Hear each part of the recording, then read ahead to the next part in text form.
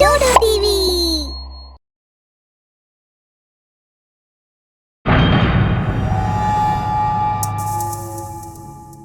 వినాయక్ తనలో తనే అనుకుంటాడు, అంతే వినాయక్, ఇంకొంచెం ధైర్యం చెయ్యి.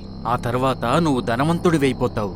నువ్వు గనక ధనవంతుడివైతే జనమంతా నిన్ను బాగా ఆదరిస్తారు. ఇక అంతే, తను 2 అడుగుల్లో ఖజానా వద్దకు వెళ్ళి సంతోషపడే లోపలే అతనొక పెద్ద లోయలో పడిపోతుంటాడు. అలా పడిపోతూనే ఉంటాడు. ఎంత లోతుగా పోతున్నా ఏవీ అతన్ని ఆపడం లేదు. భయపడి తను అరవడం మొదలు పెడతాడు. కాపాడండి, నన్ను కాపాడండి, ఎవరైనా ఉన్నారా? నాకు సహాయం చేయండి, నన్ను కాపాడండి, ప్లీజ్. వినాయక్, వినాయక్, లే, ఏమైంది నీకు? వినాయక్ నిద్రలోంచి లేస్తాడు. తనని తాను మంచం మీద చూస్తాడు. అతను ఈరోజే వాళ్ళ ఊరికి వచ్చాడు. అలాగే తన అలవాటు ప్రకారం కలలు కనడం మొదలుపెట్టాడు. అరే, నువ్వు నీ అత్యాశని ఎప్పుడు వదులుతావురా? నీకెప్పుడు డబ్బులంటేనే ప్రేమ. అయ్యో నాన్నగారు, ఇందులో నా తప్పేమీ లేదు. నేను కేవలం మన వంశానికి సంబంధించిన కుర్చీ వెతుకుతున్నా. నోరుమొయ్ వెదవా, నేను నీకు ఇంతకుముందు కూడా చెప్పాను, నీకు ఎక్కువ అత్యాశ వద్దని. నాన్నగారు, నేను ఒకవేళ ధనవంతుణ్ణి కావడానికి మన పూర్వీకులు చెప్పిన పద్ధతి ఏదైతే ఉందో దాన్ని తెలుసుకుంటే దాంట్లో తప్పే ఉంది. నాయనమ్మకు తెలుసు కదా ఈ విధానం. ఒకవేళ నీకిది మంచిది అనిపిస్తుందో కాదో నాకైతే చెప్పొచ్చు కదా. నువ్వు నీ నాయనమ్మను చూశావు కదా, గుర్తుందా లేదా మర్చిపోయావా? వినాయక్ ఆలోచించుకొని మౌనంగా ఉండిపోతాడు. విషయమేమిటంటే, ఆ ఊరి పరిసర ప్రాంతాల్లో ఒక దేవత యొక్క ఆరాధన జరుగుతూ ఉంటుంది. ఇక్కడి వాళ్ల నమ్మకం ఏమిటంటే, ఈ దేవత పూజించే వాళ్ల యొక్క ప్రతి కోరికని ఖచ్చితంగా తీరుస్తుంది అని. ప్రతి సంవత్సరం పుష్యమాసంలో వచ్చే అమావాస్య రోజు అక్కడ చాలా గొప్ప పూజ జరుగుతూ ఉంటుంది. ఈసారి కూడా ఆ యొక్క పూజ కోసం ఊరంతా సిద్ధమవుతోంది. చివరికి ఆ రోజు రానే వస్తుంది. గ్రామస్తులంతా గొప్ప భక్తి శ్రద్ధలతో ఊరి చివర ఉన్న మర్రి చెట్టు దగ్గర అందరూ కూడా గుమ్మికూడి పూజలు చేస్తారు. డోలు వాయించడంతో పూజ మొదలవుతుంది. ఓహో, త్వరగా ఈ పూజ ఎందుకైపోదు? ఏదో ఉపాయం ఉండే ఉంటుంది. నేను దాంతో ధనవంతుణ్ణైపోతాను. అతను అక్కడి వాళ్లంతా వెళ్ళిపోవడం కోసం ఎదురు చూస్తూ ఉంటాడు. ఎప్పుడైతే అందరూ అక్కడి నుండి వెళ్ళిపోతారో అప్పుడు అతను మెల్లమెల్లగా చెట్టు కిందకి వెళతాడు. అతడు చెట్టుని పరీక్షగా చూడసాగాడు. అప్పుడే అతనికి అనిపిస్తుంది, ఎవరో తన కాళ్లను పట్టుకున్నట్టుగా. అతను భయపడిపోతాడు. అప్పుడప్పుడే చీకటి పడుతూ ఉండడంతో ఆ చీకటిలో అతనికి ఏమీ సరిగా కనిపించడం లేదు. కానీ ఎవరో తన కాళ్లను పట్టుకున్నట్లు మాత్రం స్పష్టంగా తెలుస్తోంది. అతను తన కాళ్లను కదిలించడానికి ప్రయత్నిస్తాడు, కానీ అస్సలు కదల్చలేడు. అతను తాను ఎక్కడో ఇరుక్కుపోతున్నట్టుగా భావిస్తున్నాడు. ఎవరు ఎవరు ఏ ప్రతిస్పందన లేదు. వినాయక్కి ఒంటి నిండా చెమటలు పడతాయి. అతని మనసులో భయం కలుగుతుంది. తన తండ్రి యొక్క మాటలు గుర్తుకు వస్తాయి. దాంతో ధైర్యం చేసి ఇలా అంటాడు, మీరెవరు?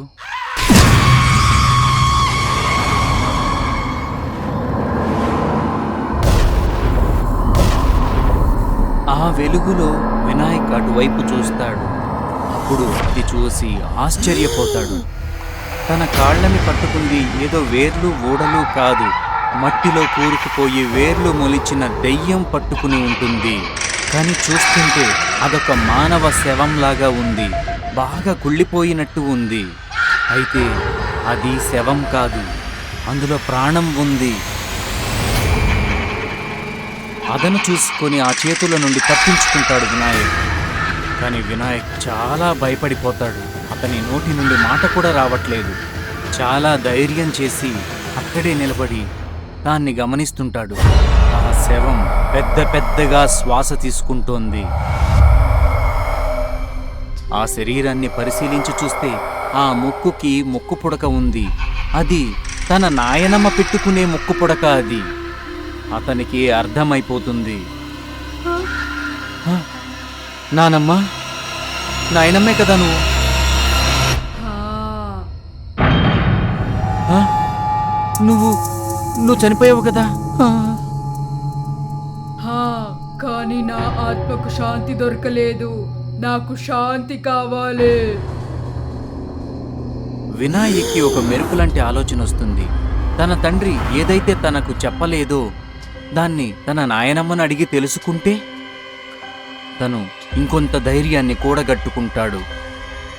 "నీకు ముక్తి కావాలా? చూడానమ్మా, నాదొక షరతు." అతను అలా చెప్పగానే ఒక్కసారిగా తన ఒక ఊబిలో పడిపోతాడు. అందులో లోపలికి వెళ్ళిపోతూ పైకి రాలేకపోతాడు. తనకి అనిపిస్తుంది ఇప్పుడిక తన ప్రాణం పోబోతోంది అని.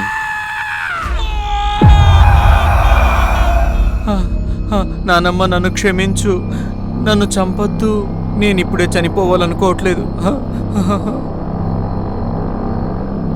నువ్వు నన్ను చంపేస్తే నీకు ఎప్పటికీ లభించదు. నువ్వు ఎదురు చూస్తున్నది." నా ముందు షరతులు పెట్టే అంత పెద్దవాడివి నువ్వు అయిపోయావా? చూడానమ్మా, నువ్వు ఇప్పుడు నా షరతుని ఒప్పుకోలేకుండా ఉండలేవు. ఎందుకంటే నీకు నేను మాత్రమే ముక్తిని కలిగించగలుగుతాను. నా ఆత్మకి శాంతి కలిగిస్తావా? నాయనమ్మా, నువ్వు ఎలా చెబితే నేను అలాగే చేస్తాను. వెళ్ళు, ఒక గ్లాస్లో నీళ్లు తెచ్చి నా దర్పణం చేసే. ఇక తను తనంతట తానే పైకి వచ్చేస్తాడు. అతను పరిగెత్తుకుంటూ వెళతాడు. చెట్టు కింద నీళ్లతో నింపి ఉన్న ఒక లోటాను తీసుకుని వచ్చి తర్పణాన్ని వదలడానికి ముందు ఒకసారి ఆగుతాడు. ఈ చెట్టు కింద ఒక పెద్ద బావి ఉంది. ఆ బావిలో ఒక దేవత ఉంది. ఆ దేవతని ప్రసన్నం చేయాలి. ఇక్కడున్న దేవతకి బియ్యపు మూటలను నైవేద్యంగా పెట్టాలి. ఎన్ని బియ్యపు మూటలు ఇస్తావో అంత ఎక్కువ బంగారం దొరుకుతుంది. ఈ రహస్యాన్ని తెలుసుకున్న తర్వాత వినాయక్ తర్పణాన్ని వదులుతాడు. వాళ్ళ నానమ్మ జలాన్ని స్వీకరించి ముక్తిని పొందుతుంది. భగవంతుడా, చివరికి నాకు ఆ రహస్యం తెలిసిపోయింది. ఇన్నాళ్ళు నేను దేనికోసం ఎదురు చూశాను. తర్వాతి రోజు రాత్రి తను అన్ని ఏర్పాట్లు చేసుకుని వస్తాడు. నాయనమ్మ చెప్పిన ప్రకారం చెట్టు వెనకాల ఉన్నటువంటి బావిలోకి తాడుని వదులుతాడు. అతను తన మనసులో ధైర్యాన్ని నింపుకుంటూ తాడు పట్టుకుని బావిలోకి దిగుతుంటాడు. అతని చేతిలో ఉన్న సంచిలో బియ్యపు పిండి ఉంది.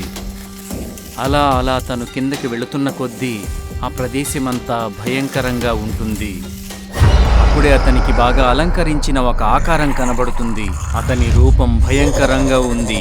అతని కుడివైపు ఉన్న సంచిలో బంగారు నాణేలన్నీ ఉన్నాయి.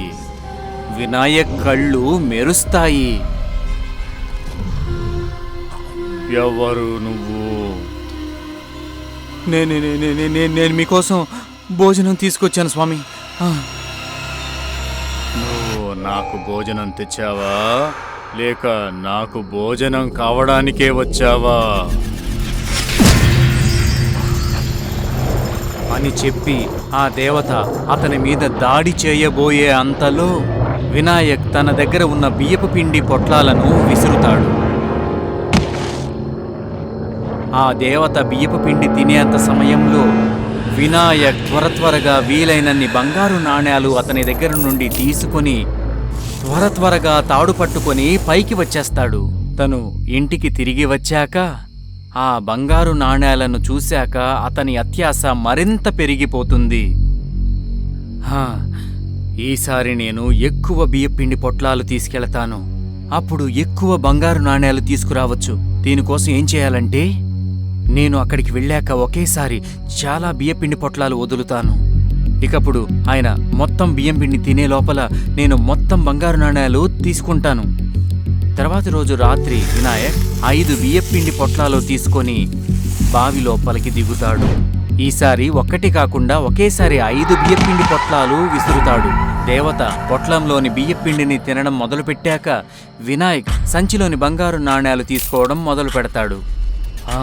కానీ అప్పుడేమైందంటే ఎప్పుడైతే నాణేలు తీసుకొని అతను పైకి వెళ్ళాలనుకుంటాడో ఆ దేవత శరీరంలో నుంచి అచ్చం తనలాగే ఉండే మరొక 5 దేవతా స్వరూపాలు ఆవిర్భవిస్తాయి. అంతమంది దేవతలను ఒకేసారి చూసి వినాయక్ భయపడిపోతాడు. తన దగ్గర మిగిలి ఉన్న బియ్యపిండి పొట్లాలన్నిటినీ విసురుతాడు. కానీ వచ్చిన దేవతలు చాలా ఎక్కువ మంది. అందరికీ ఆ పొట్లాలు అందలేదు.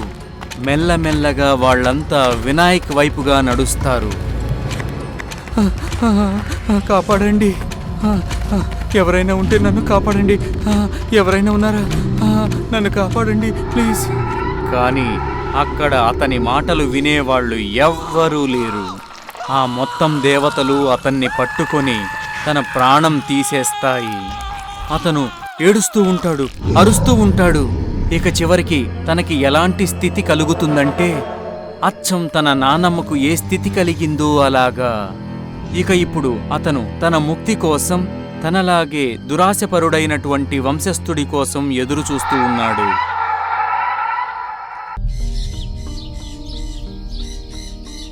రాజ్పూర్ ఊరు నది ఒడ్డున ఉంది కాబట్టి అక్కడి వారు ముఖ్యమైన పనిగా చేపల పెంపకం, ఇక పొలం పనులు చేసేవారు.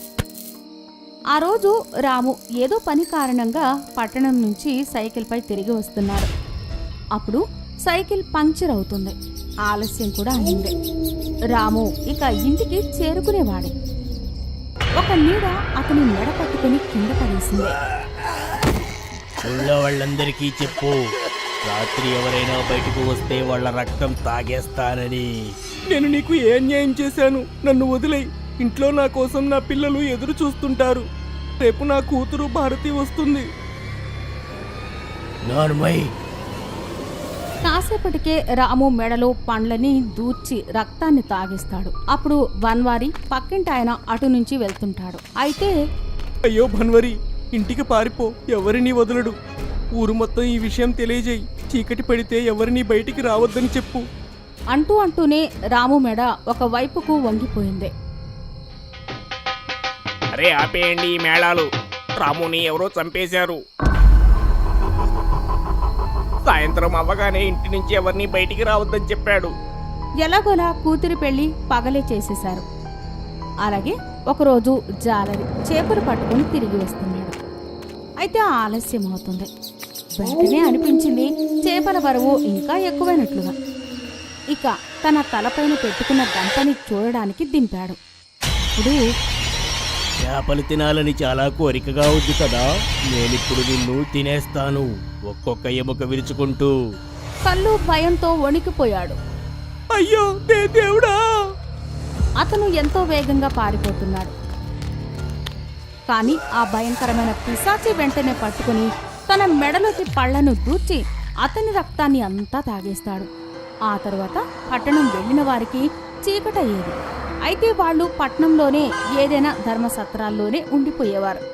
ఒకసారి కిషన్ చాలా రోజుల తర్వాత జబల్పూర్ నుంచి ఉద్యోగం నుంచి సెలవుల పైన రాబోతున్నాడు. తండ్రి అర్జున్ సింగ్ ఫోన్లో, ముందే చెప్తున్నాను, పగలే రావాలి. చీకటి పెడితే సిటీలోనే ఏదైనా లాడ్జిలో ఉండు. ఈరోజు రేపు సాయంత్రం అవ్వగానే ఒక పిశాచి ఊరు మొత్తం తిరుగుతుంది. చౌదరి గారి పనివాడిని, చేపలు పట్టేవాడిని చంపేసింది. పోలీసులు ఇప్పటికీ ఏమీ చేయలేకపోయారు. సరేనా? నాన్న, మీరు బాగా భయపడ్డారు. అలా ఏం జరగదు. నేను పూర్తిగా ప్రయత్నం చేస్తాను, మీరు చింతించకండి. కిషన్ ట్రైన్ ఆలస్యం అవుతుంది. నా దగ్గర ఇన్ని డబ్బులు ఉన్నాయి. ఇక నేనేదైనా లాడ్జిలో ఉంటే ఎవరైనా దొంగలు దొంగిలిస్తారేమో. కష్టమంతా వృధా అవుతుంది. అతను స్టేషన్లోని ఒక టెలిఫోన్ బూత్ నుంచి ఊర్లోని సర్పంచ్కు నెంబర్ కలుపుతాడు. కానీ అది కలవదు. కిషన్ అనుకుంటుంటాడు, నాన్నకి ఎన్నిసార్లు చెప్పాను నేను ఇంట్లో ఫోన్ పెట్టిమని. ఈసారి నేనే పెట్టిస్తాను.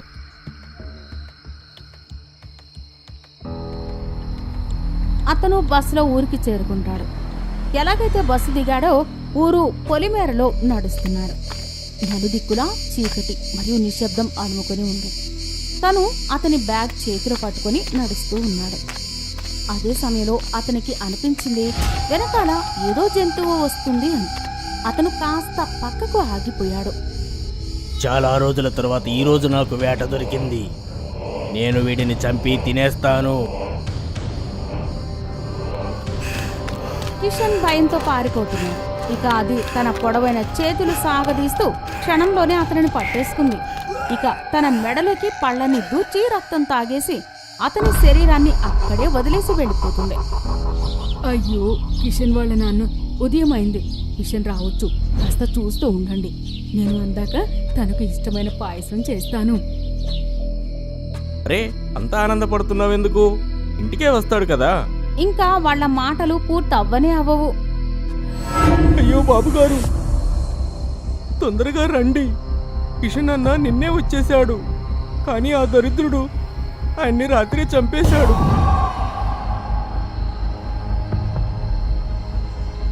అందరూ పరిగెత్తుతారు. అతని బ్యాగు ఒకవైపు పడి ఉంది. ఇక కిషన్ చనిపోయి పొలిమేర పైన పడి ఉన్నాడు. ఊరంతా అల్లకల్లోలంగా మారింది. అంతకుముందు ఇద్దరి మెడపై పళ్ళ గుర్తులు ఉన్నాయి. అలాగే కిషన్ మెడపైన కూడా ఉన్నాయి.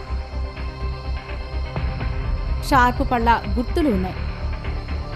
కిషన్ వాళ్ళ అమ్మ వయసుకు వచ్చిన కొడుకు చనిపోవడంతో ముభావంగా ఉండిపోయింది.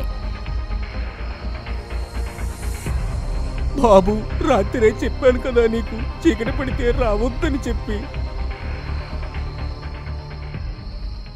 రాజ్పూర్ వారి ప్యాలెస్లోని ఠాకూర్ గారికి ఈ విషయం తెలుస్తుంది. అయితే అర్జున్ సింగ్ దగ్గరికి అతనిని ఓదార్చడానికి వస్తాడు. ధైర్యంగా ఉండు నువ్వు. పోలీసులు దర్యాప్తు చేస్తున్నారు కదా, తెలియాలి కదా ఇదంతా ఎవరు చేస్తున్నారు అని. ఇప్పుడు నేను ఊరుకోను. కొడుకు ఎలాగూ చనిపోయాడు. ఇప్పుడు నేను బ్రతికుండి ఏం ప్రయోజనం?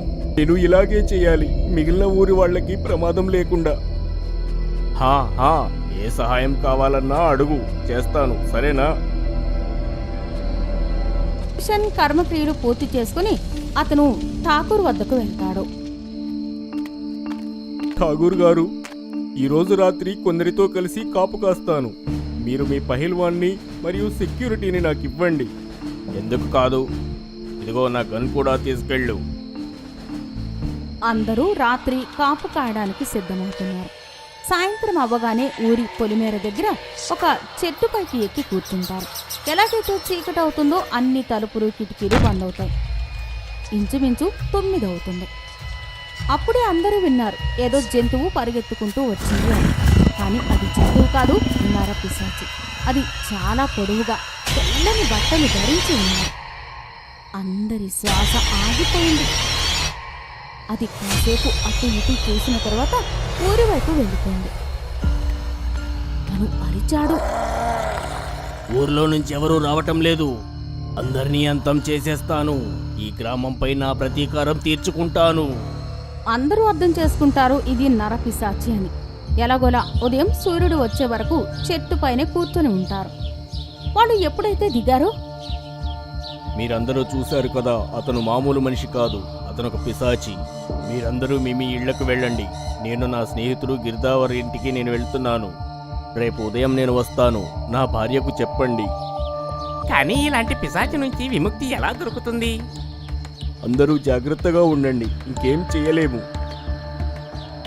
అర్జున్ సింగ్ తన స్నేహితుడు గిరిధరి లాల్ వద్దకు వెళ్లి మొత్తం విషయం చెప్తాడు. ఆ ఊరి చివర ఉన్న ఒక గుడిసెలోని ఒక సిద్ధ తాంత్రికుడు ఒకడు ఉన్నాడు. ఎంత పెద్ద పిశాచి శక్తులనైనా సరే ఆయన ఒక్కడే వెళ్ళగొట్టగలడు. ఆయన ఈరోజు రాత్రికైతే వస్తాడు, కలుస్తాడు. రాత్రి వాళ్ళిద్దరూ గుడిసె వద్దకు చేరుకుంటారు. ఏం కావాలి మీకు? ఇంత రాత్రి వేళ ఏ పని మీద వచ్చారు? బాబా, మేము ఆ పిశాచి నుంచి విముక్తులమవ్వాలనుకుంటున్నాము. అది నా వయసులో ఉన్న ఒక కొడుకుని చంపేసింది. మాకు సహాయం చేయండి. మీరు మీ ఊరి వాళ్ళని హెచ్చరించాలి. రేపు ఉదయం నుంచి ఎవరూ బయటికి రావద్దని. నేను రేపు ఉదయం వస్తాను. కాగితం లిస్ట్ అతని చేతికి ఇచ్చారు. ఈ కావలసిన వస్తువులు కొని ఉంచండి. ఇద్దరూ తిరిగి గిరిధరి ఇంటికి వస్తారు. ఉదయం అవ్వగానే అర్జున్ సింగ్ ఊరికి వస్తాడు. అర్జున్ సింగ్ ఇంటికి రాగానే భార్యతో కాస్త పని ఉంది, నేను బయటికి వెళ్తున్నాను. మరుసటి రోజు తాంత్రికుడు పొద్దున్నే వచ్చి అదే చెట్టు కింద కూర్చొని పెద్దగా చెప్పిస్తాడు. ఓం శివ ఓం క్రీం చాముండాయ విచ్చై, ఓం శివ క్లీం క్రీం చాముండాయ విచ్చై, ఓం త్రయంబకం యదామహేం, ఓం భీం క్రీం చాముండాయ విచ్చై. ఆ చెట్టు వేళ్ల దగ్గర కాస్త తవ్వండి, ఇక్కడ మట్టి తడిగా అనిపిస్తుంది. అర్జున్ సింగ్ తవ్వుతూ బాబా ఇటు చూడండి, ఇక్కడ ఎముక ముక్క ఉంది. చాలు చాలు దొరికింది. తాంత్రికుడు ఆ ఎముకను తీసుకుని అతని కమండలంలో జలంతో కడిగి ఒక నలుపు రంగు దారంతో చుట్టిస్తాడు. ఎదురుగా హోమగుండంలో నిప్పును వెలిగించి మంత్రాలు చదవడం మొదలుపెట్టారు. అలాగే ఏదో జంతువు పరుగు వాళ్ళకు వినిపిస్తుంది. బాబా అది వచ్చేసింది. అదే కదా నాకు కూడా కావాల్సింది.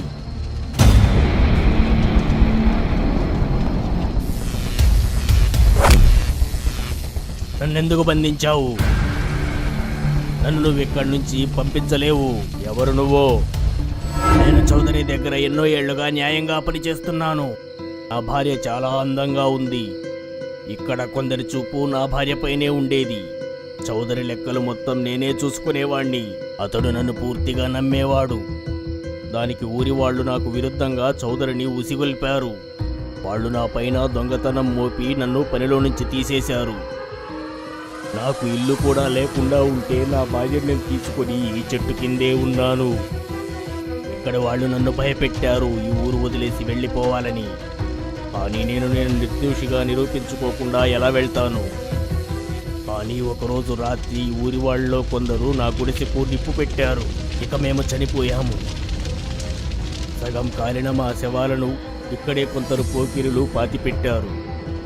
నువ్వు అందరి ప్రాణాలు తీస్తున్నావు. నువ్వు వెళ్ళిపోవడమే సరైన పని. తాంత్రికుడు మంత్రాలు చదివి ఆ ఎముకని నిప్పులో వేయబోతున్నాడు. నన్ను వదిలేయ్, నన్ను వదిలేయ్. కానీ తాంత్రికుడు ఒక్క నిమిషం కూడా వృధా చేయకుండా ఆ ఎముకని మెల్లిమెల్లిగా నిప్పుకి అంటించేశాడు. సాయంత్రం మేఘాలు కమ్ముకున్నాయి. వెంటనే టోర్నడో లాంటిది వచ్చింది. ఇక అతనిని ఆకాశం వైపు తీసుకువెళుతుంది. వాతావరణం అంతా యథావిధిగా మారిపోయింది. అర్జున్ సింగ్, నువ్వెప్పుడు ఊరి వాళ్లకు చెప్పు, ఏ భయమూ లేకుండా ప్రశాంతంగా తిరగవచ్చని. మంటూ ఇవాళ చాలా సంతోషంగా ఉన్నాడు. ఇవాళ తన పెళ్లి. అమ్మా, ఈరోజు ఎంత పని చేస్తావో చెయ్యి. రేపటి నుంచి నిన్ను ఒక్క పని కూడా చేయనివ్వను. అయితే బేటా నగరపు పెళ్లి కూతురు పని చేస్తుందా? ఎందుకు చేయదు? మా అమ్మ ఆల్రెడీ చాలా తపస్సు కూడా చేసింది. ఇప్పుడు పెళ్లి తర్వాత సిటీకి వెళ్తే మీరు కూడా మాతోనే ఉంటారు. మరియు మీరేం పని చేయకూడదు. బేటా నువ్వు అలా అన్నావు, అది చాలు. నువ్వు నీ కొత్త జీవితాన్ని సంతోషంగా గడుపు. ఈ ముసలిదాన్ని తీసుకొని ఎక్కడా నగరానికి వెళ్తావు. నేను ఇక్కడే ఉంటూ మీ నాన్న జ్ఞాపకాలతో బ్రతుకుతాను. ఇప్పుడు వెళ్ళు, కోడలు నీ గురించి వేచి చూస్తుంది. ఇలా చెప్పి అమ్మ తనను దగ్గరికి తీసుకుంది. తరువాత వాళ్ళమ్మ తనని తన రూమ్ ముందు వదిలి వచ్చేసింది. మంటూ ఎగ్జైట్ అయ్యి రూమ్లోకి వెళ్ళిపోతాడు. లోపలికి వెళ్ళగానే చాలా తీవ్రమైన గాలులు వస్తాయి. పరదాలు ఎగురుతాయి. పెళ్లి కూతురు తన మొహం రంగు మారుతుంది. మరియు తన ముక్కు మీద గుండు వస్తుంది. మరుసటి రోజు అమ్మ తలుపు తీసినప్పుడు తను చూస్తుంది మంటూ చనిపోవడం మరియు కోడలి చేతులకు రక్తం అంటుకుంది.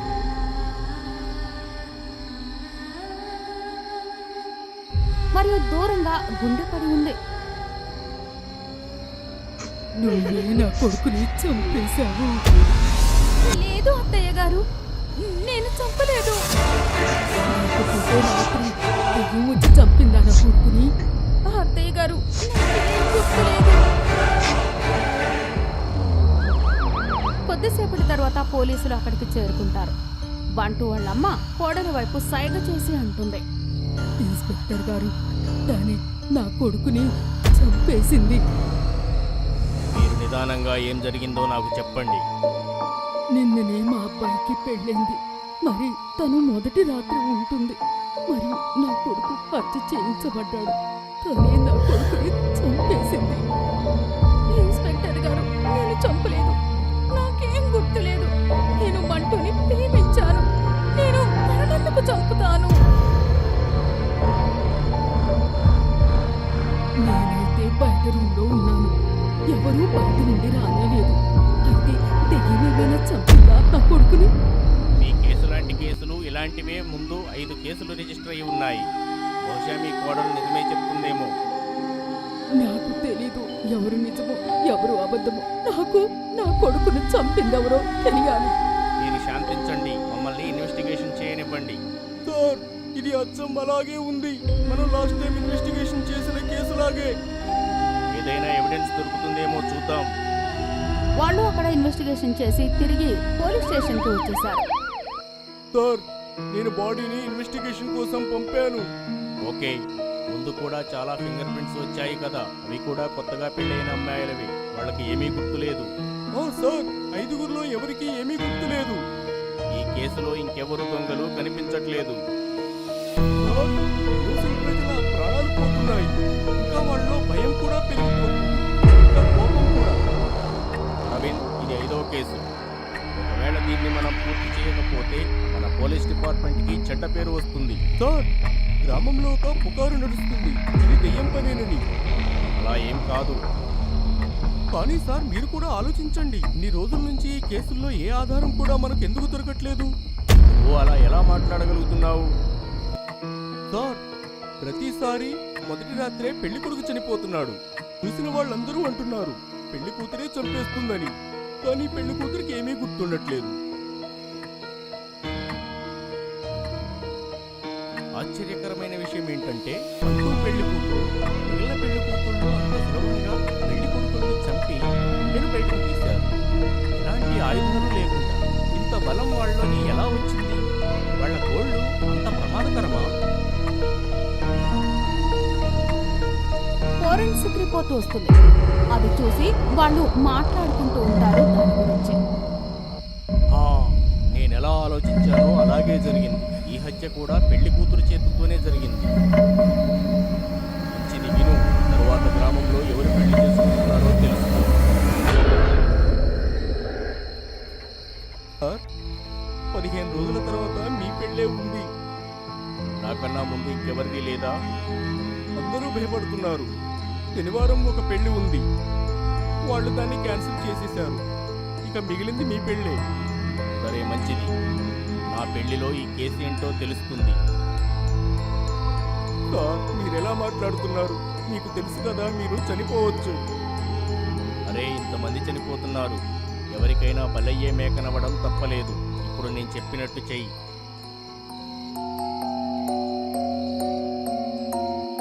ఇన్స్పెక్టర్ అరవింద్కు పూర్తి విషయం వివరిస్తాడు. ఇద్దరు మాట్లాడతారు. మరియు 15 రోజుల తర్వాత ఇన్స్పెక్టర్ వివేక్ తన పెళ్లి ఏర్పాట్లు చేసుకుంటున్నాడు. ఇన్స్పెక్టర్ వాళ్ళ ఇంట్లో పూల డెకరేషన్తో పాటు సీసీటీవీ కూడా పెట్టించాడు. మరియు ఇన్స్పెక్టర్ బెడ్రూమ్ మంచిగా అలంకరించబడింది. పెళ్లి తర్వాత మొదటి రాత్రి సమయం వచ్చింది. అప్పుడు ఇన్స్పెక్టర్ చాలా ధైర్యం చేసి ముందుకు వచ్చాడు. ప్లాన్ ప్రకారం పోలీస్ వాళ్ళు బయట నిల్చుంటారు. అరవింద్ కూడా తన కొలిక్తో పాటు రూమ్ ముందు నిల్చుంటాడు. వాళ్ళు సీసీటీవీ కెమెరాల మీద కూడా దృష్టి సారిస్తారు. ఎలాగైతే ఇన్స్పెక్టర్ లోపలికి వస్తాడో అలాగే భయంకరమైన మహల్ తయారవుతుంది. వింత వింత ధ్వనులు వినిపిస్తాయి. గాలి తుఫానిస్తుంది. పెళ్లి కూతురు కళ్ళు నల్లగా మారుతాయి. మరియు తన స్కిన్ కలర్ నల్లగా మారుతుంది. ఇంత అందమైన అమ్మాయి ఏదో దివ్యంగా కనిపిస్తుంది. అవని, చాలా టైం తీసుకున్నావు రావడానికి. వివేక్ అప్పటిదాకా ఏ భూత ప్రేతాల్ని నవ్వేవాడు కాదు. మరియు తనని చూసి చాలా భయపడ్డాడు. ఎంత భయపడ్డాడంటే తను పోలీసులకి ఇన్ఫార్మ్ చేయడమే మర్చిపోయాడు. ఇప్పుడు అవని లేచి తన వైపు వస్తూ ఉంటుంది. నాకు నీ గుండె కావాలి. డార్లింగ్, అది నీదే కదా. లేదు, నాది కాదు, నీది. నువ్వే 2 ఏళ్ల క్రితం నా గుండెను దొంగిలించావు. లేదు, నా దగ్గర గుండె లేదు. నాకు గుండె కావాలి. ఇప్పటిదాకా ఎవ్వరి గుండె కూడా నాకు ఇష్టవలేదు.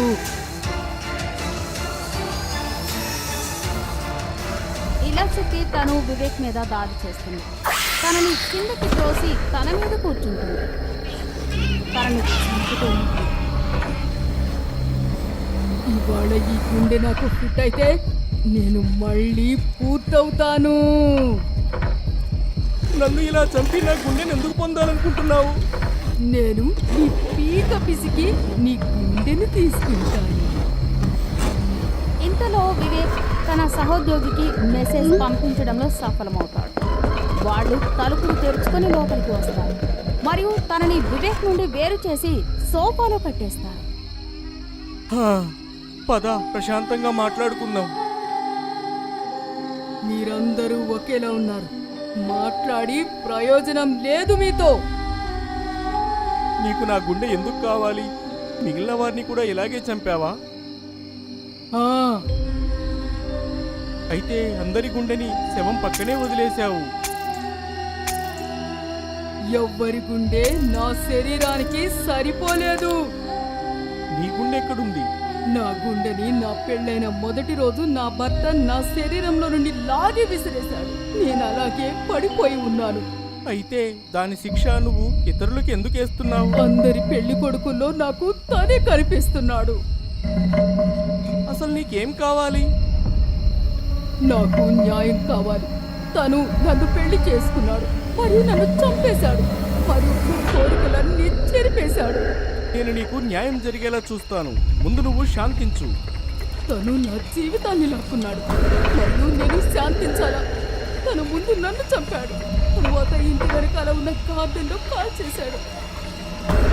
ఇప్పటికీ మా కుటుంబాన్ని డబ్బులు అడుగుతున్నాడు. వాళ్ళని ఇబ్బంది పెడుతూనే ఉన్నాడు. తన పేరేంటి? తను ఎక్కడుంటాడు? నిన్నిలా చేసినవాడు? తను ఏదో చెప్పడానికి ముందే అరవింద్ పోలీసు వాళ్ళని పక్కకు నెడుతూ, జరగండి, జరగండి, ముందు నన్ను చూడనివ్వండి. అరవింద్, సరే మంచిదా, నువ్వే నా దగ్గరికి వచ్చావు. నువ్వు ఒక ఆత్మవి, నన్నేమీ చేయలేవు. నా దగ్గర అవని శరీరం ఉంది, ఇంకా బలం ఉంది. నేను నిన్ను క్షమించను. అరవింద్ తన పిస్టల్ తీస్తాడు. అందరి ముందు వివేక్ మీద గన్ పాయింట్ చేస్తాడు. ఈ నాటకాన్ని ఆపేయి. ముందు ఈ కేసుని సాల్వ్ చేయి.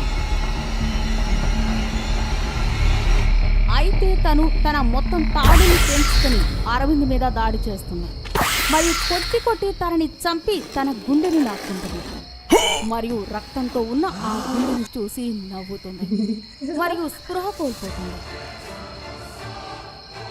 అరవింద్ ఆ ఆత్మ భర్త వివేక్ తన పోలీసులతో ఆ తోటలోకి వెళ్తాడు.